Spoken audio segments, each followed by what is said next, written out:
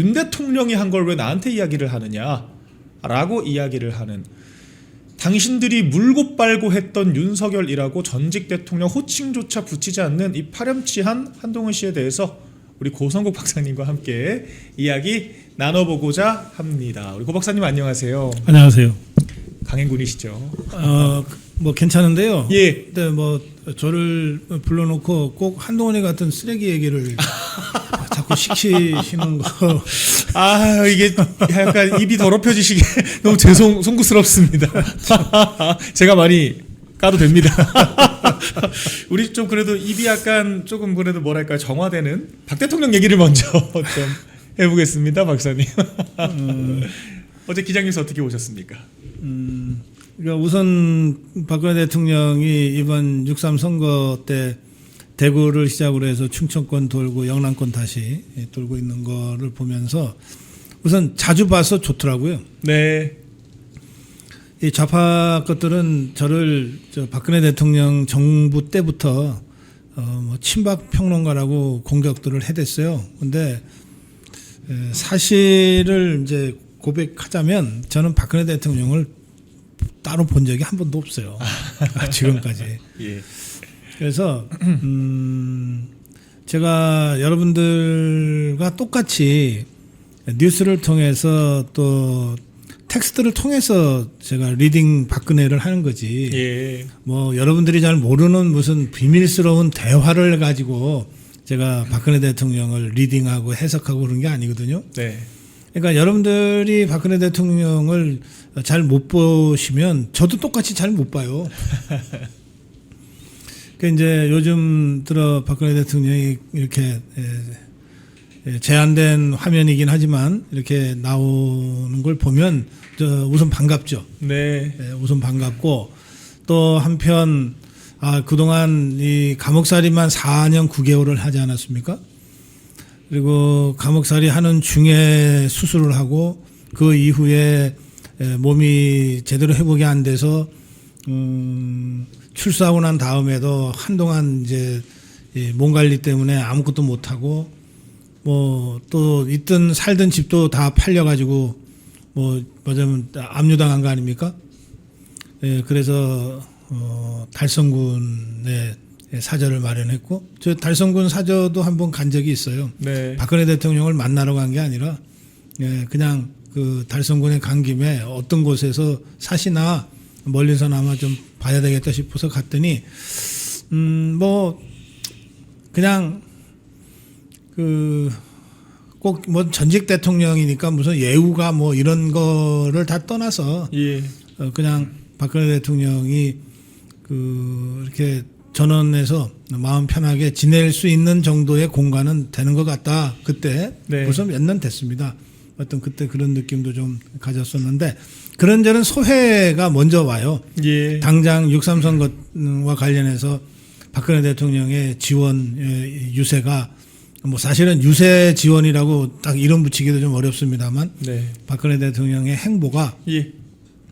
어떤 영향을 미치냐 이런 정치적인 그 분석을 하기 이전에 박근혜라는 사람에 대한 저의 그런 여러 가지 이 안타까움과 이런 것들이 먼저 몰려와요. 네. 예. 다들 지켜보시는 분들이 마음에 좀 빚이 다들 조금씩은 있지 않을까 생각이 네, 너무 정말 고초를 겪으셨잖아요. 우리가 참 못난 짓을 했고 못된 짓을 했죠. 네.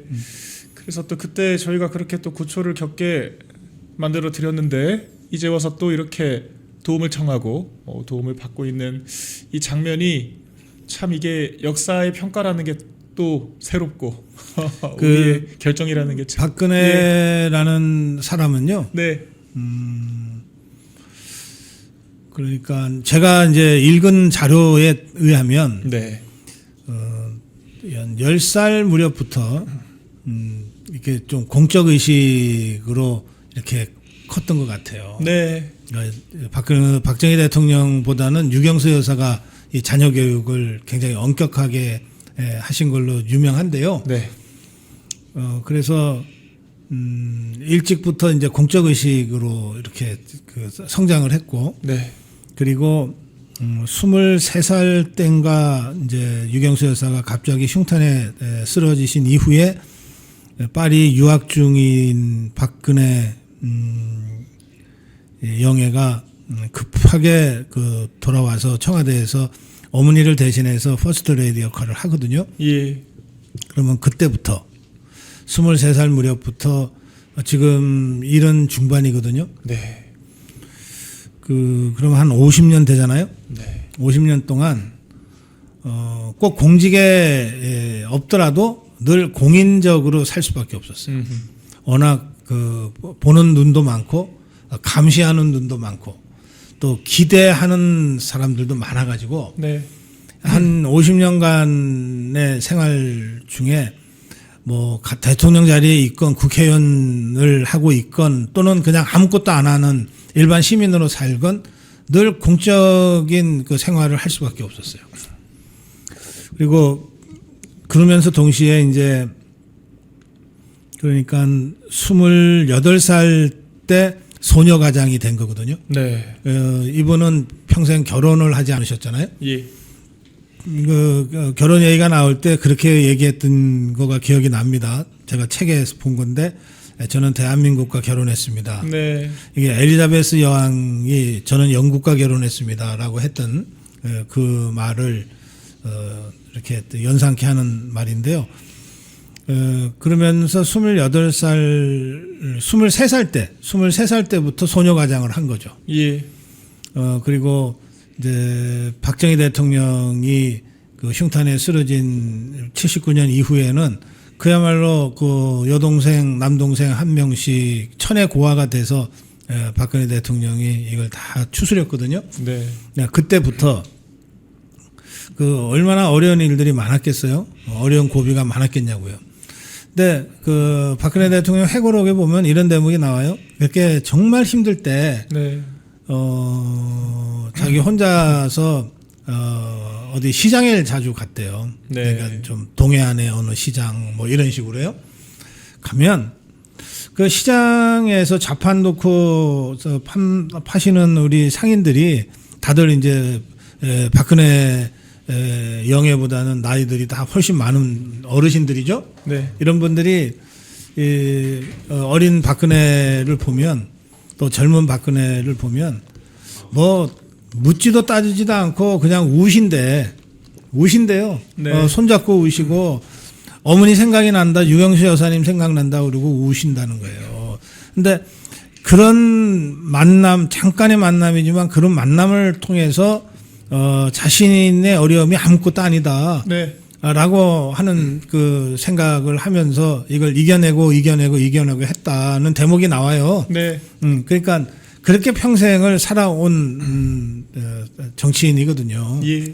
그래서 저는 사실 참 염치 없게 이번에 또 6.3 선거 때도 또 박근혜를 불러냈다. 저는 그렇게 생각 안 해요. 이거는 네. 그냥 박근혜의 운명이야. 네?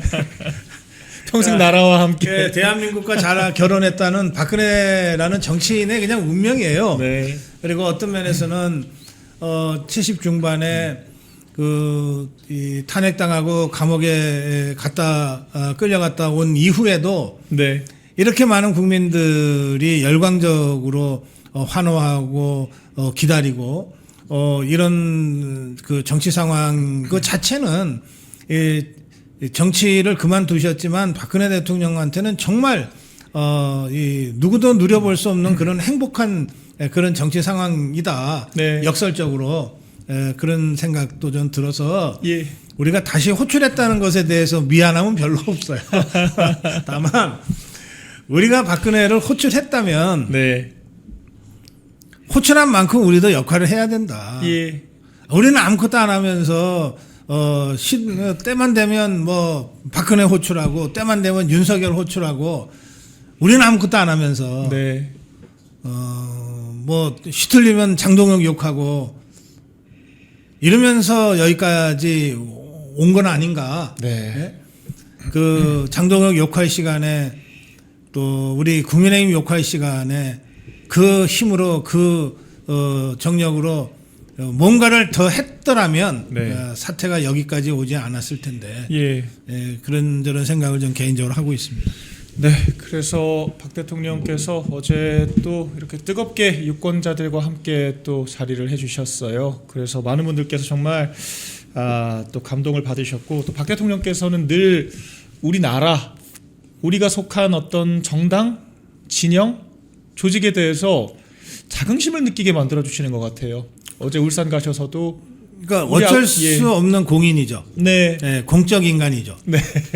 네, 그래서 울산을 가면 아버지 박정희 대통령이 울산을 어떻게 건설했는지 어린 시절의 기억이 떠오를 수밖에 없는 사람이죠. 네, 또 부산에서 박민식을 만나면 베트남 전쟁이 생각이 나는 사람이에요. 그러니까요. 예. 뭐 이거는 이제 박근혜라는 사람의 코드가 그렇게 딱 이 평생을 거쳐서 만들어져 있기 때문에 네, 그거는 다른 사람이 흉내 내려고 해도 잘 안 되는 거예요. 예, 그런 박근혜 대통령이라 어제 부산에서도 박민식 후보를 만나자마자 월남전 얘기를 했고, 네, 그 박민식 후보의 선친이 그 월남전 참전했다가 중령으로 이제 전사하셨잖아요. 네, 그 얘기를 했고, 울산에서 김태규 후보 만나서는 박정희 대통령이 울산을 어떻게 건설했는지가 네, 떠오른다는 얘기를 이제 하고 이제 그렇게 되는 거죠. 그래서 이게 우리가 저 박근혜 대통령을 보면 이 공적 인간은 어떠한가, 어떠해야 되는가를 다시 한번 정말 생각하게 돼요. 이제 보세요. 이 공적 인간은 말이죠. 사적 영역, 우리 인간은 대개 평생을 사적 영역에서 살다가 죽어요. 맞습니다. 사적 영역이라는 게 뭐냐면, 사적 공간이라는 게 우선 태어나면 가정에서 태어나잖아요. 그건 네. 사적 영역이잖아요. 학교를 가요. 그리고 뭐 취미 생활을 하고 친구를 만나는 게 다 사적 영역이에요. 네, 그러다 직장 다니다가 은퇴해서 뭐 이렇게 인생을 마감하면 이게 다 사적 영역이잖아요. 네, 공적 영역은 어떤 거냐면 선출되는 거예요. 네, 대통령이든 국회의원이든 뭐 구의원이든 어쨌든 국민이 나를 대신해서 일 좀 해달라고 선출하는 게 공적 영역이고, 그렇죠.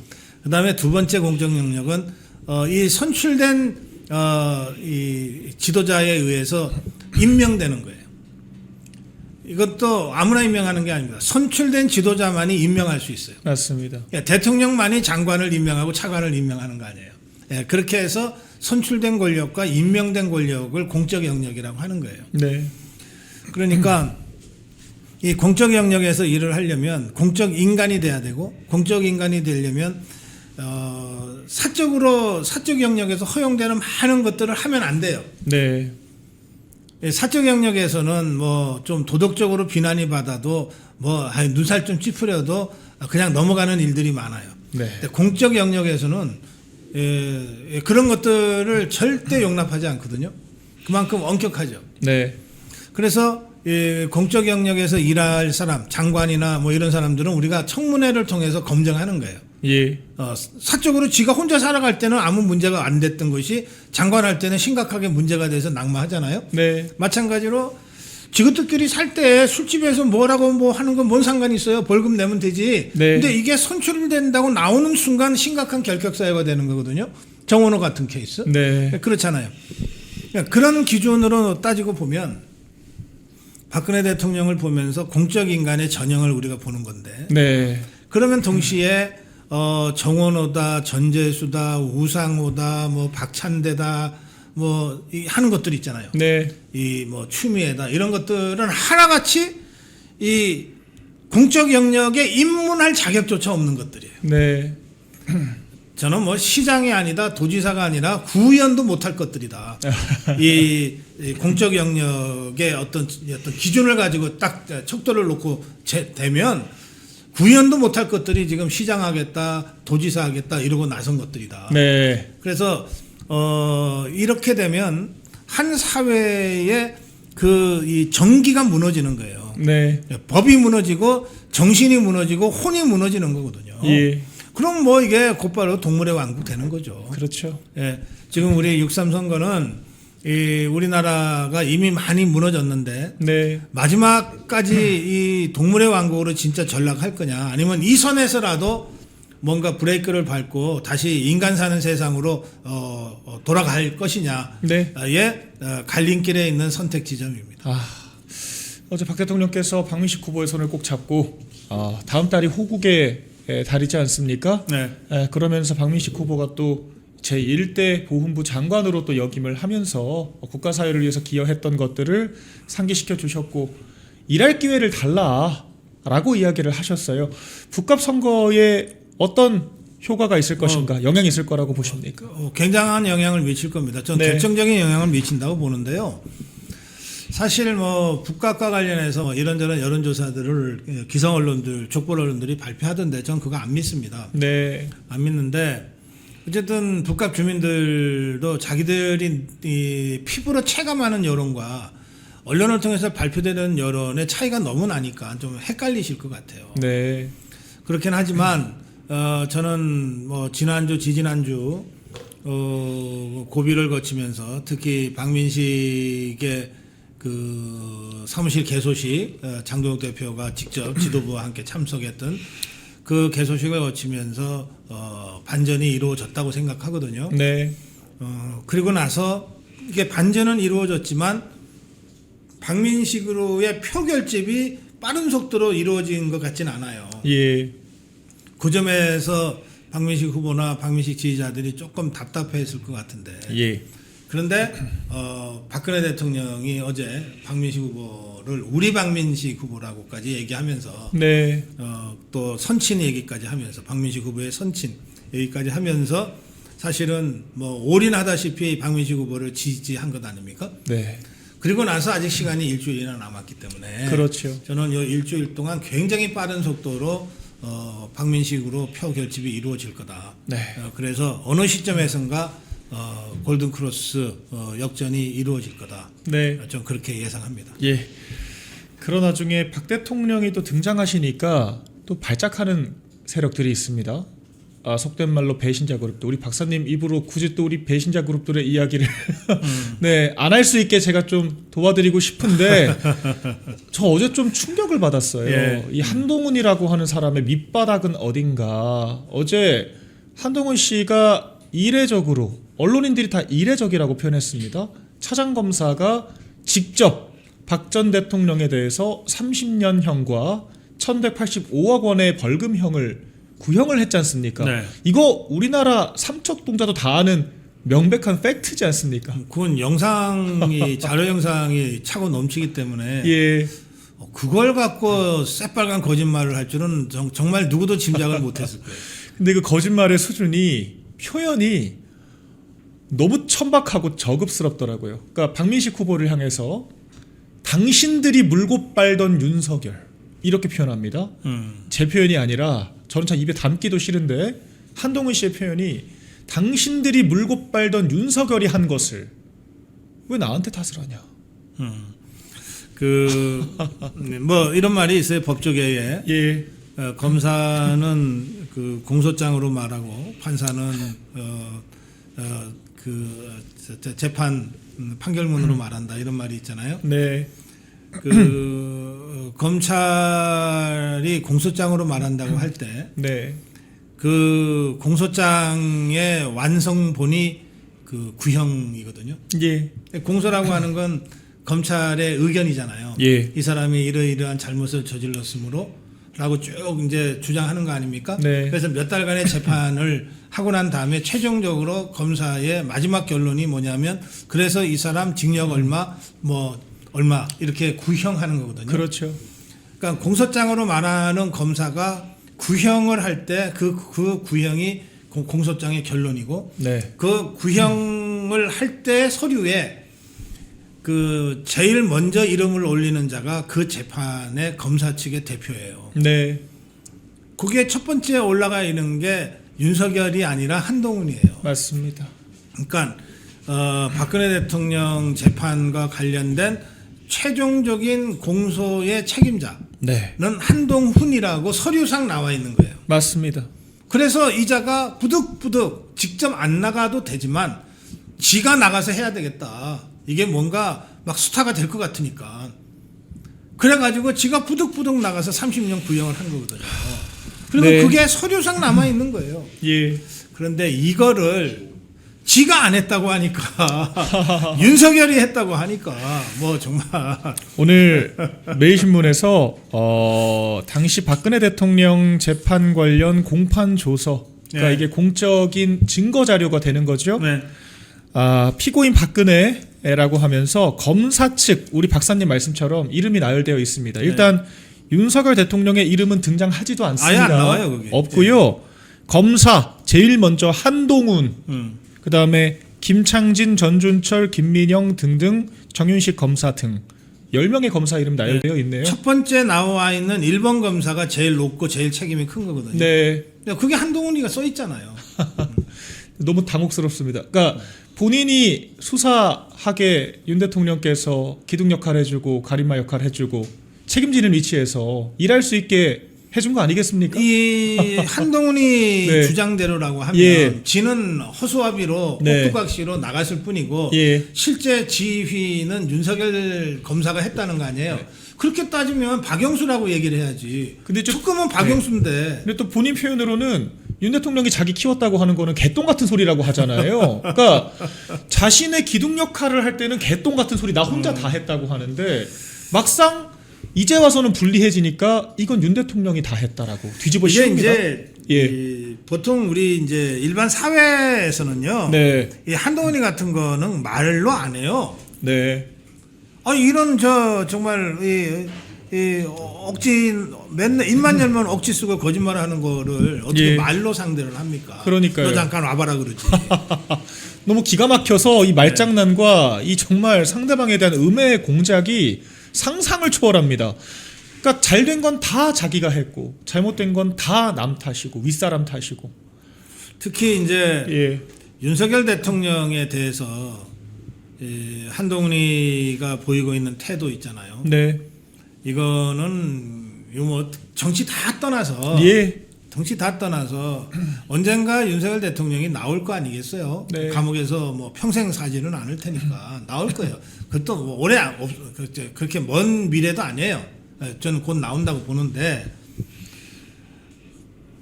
그리고 전 윤석열 대통령이 한동훈이를 좀 불러야 된다고 생각해요. 네, 불러서 이자가 이렇게 입만 벌리면 지금 능욕하고 능멸하고 이런 거 있는 것들 있잖아요.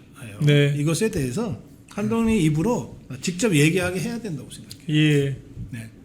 이건 뭐 정치 떠나서 그러니까 인간이라고 하는 게 최소한의 염치가 있고 네, 최소한 지켜야 될 뭐가 있어야 인간이지. 그러니까요. 그런 게 없는 거는 그냥 그야말로 인간의 탈을 썼을 뿐이지 그게 인간이 아니거든요. 그게 인두껍 썼다 그러잖아요. 인면술심이라고 하죠. 아니 그냥 동물이에요, 동물. 네. 그냥 한동훈이 이거는 그냥 동물 수준이에요, 지금. 그래서 어제 정말 많은 분들께서 뭐 사실 박사님이나 저뿐만 아니라 정말 많은 분들께서 충격을 받아서 한동훈 씨를 이제 지지했던 분들도 이거 진짜 한동훈이 한 말 맞아요? 라고 되물어 보시더라고요. 니들이 아니, 물고 빨도. 아직도 이 한동훈 지지를 하는 사람들은 아직도 한동훈이한테 쏟고 있는 거죠. 저는 그렇게 생각합니다. 아니, 예. 한동훈이의 실체를 알고 어떻게 지지하지? 그래서 저는 원희룡 장관 때가 생각나더라고요. 네. 그때 전당대회 당시에 정말 절규에 가깝게 호소를 하지 않았습니까? 네. 한동훈 당대표 되면 윤 대통령 탄핵당한다. 그 얘기를 문자로 당원들께서 한 10번은 받아보셨을 거예요. 정말 절규를 하셨거든요. 네.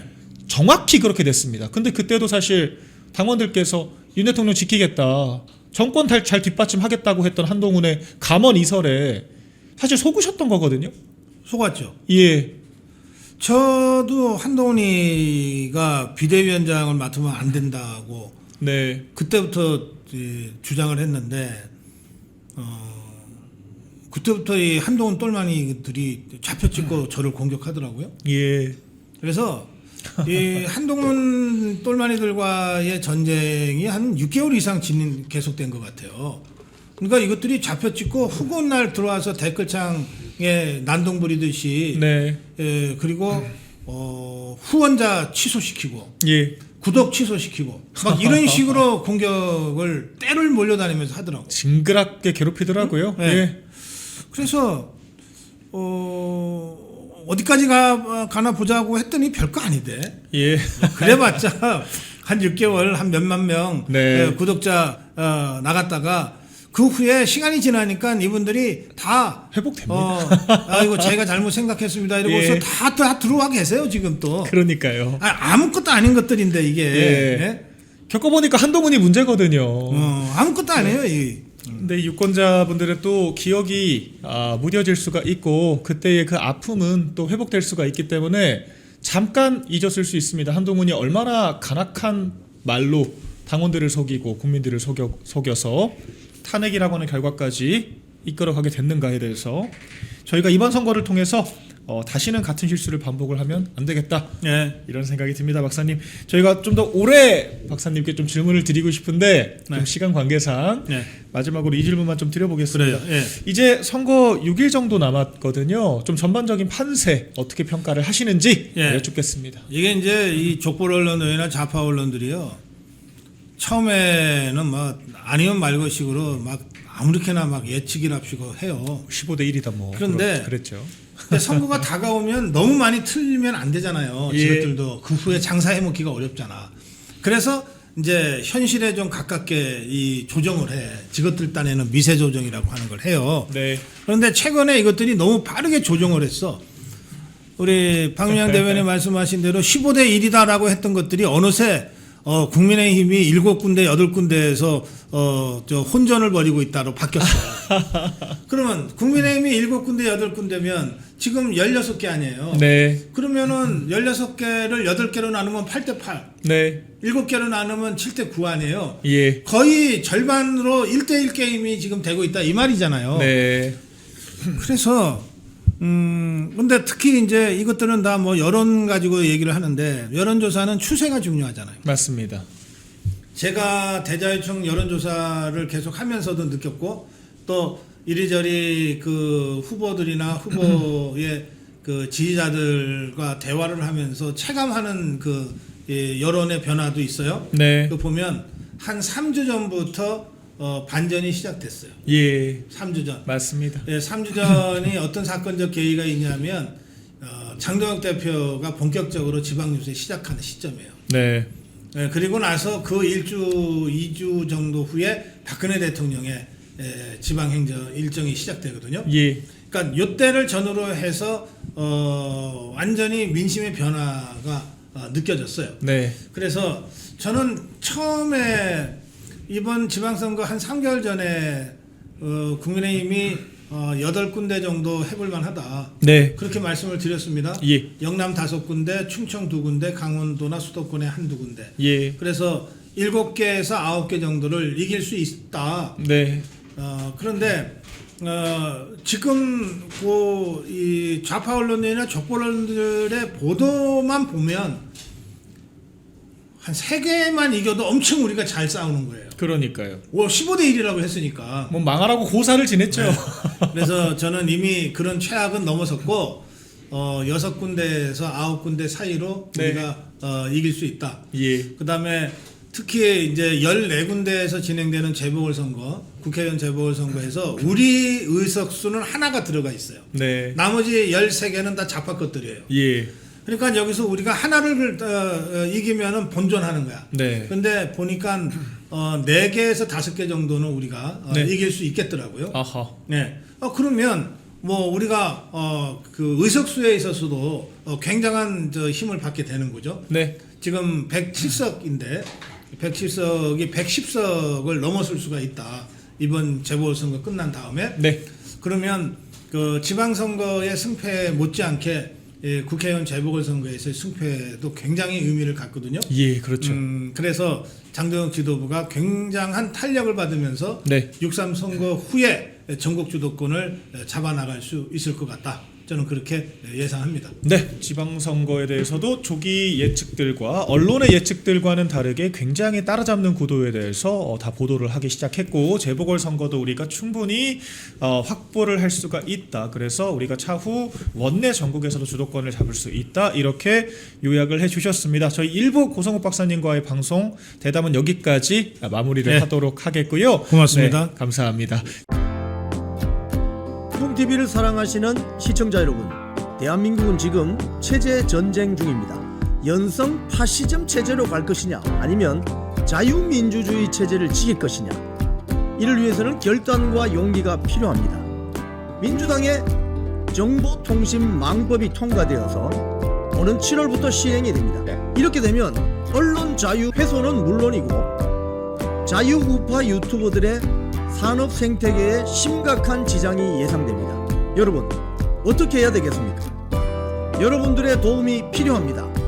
여러분들이 우잘사 회원에 가입하셔서 대한민국 체제 전쟁에 승리하고 국민의힘 장동혁 지도부를 지켜내고 정보통신망법을 비롯한 언론 자유를 심각하게 훼손하는 여당발 공세에 대응해 주시기 바랍니다. 우잘사 회원 많이 가입하셔서 함께 가는 여정을 만들어 갑시다.